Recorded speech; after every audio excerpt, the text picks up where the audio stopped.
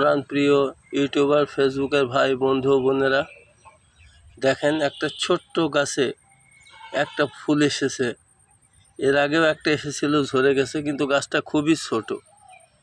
কিন্তু দুঃখের বিষয় কি জানেন, এ যেমন ছোট গাছে ফুল ফুটেছে, খুব তাড়াতাড়ি নিজে শেষ হয়ে যাবে।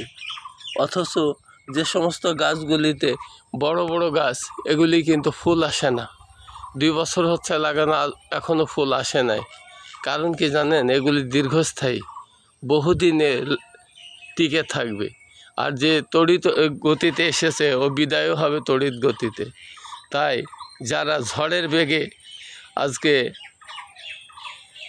এগিয়ে যাচ্ছে, তাদের দেখে আমাদের দুঃখ করলে হবে না। আমাদেরও চেষ্টা করতে হবে এবং ধীর গতিতে এগোতে হবে। ইনশাল্লাহ আমরা পৌঁছাতে সক্ষম হব। ধন্যবাদ সবাইকে। আসসালামু আলাইকুম।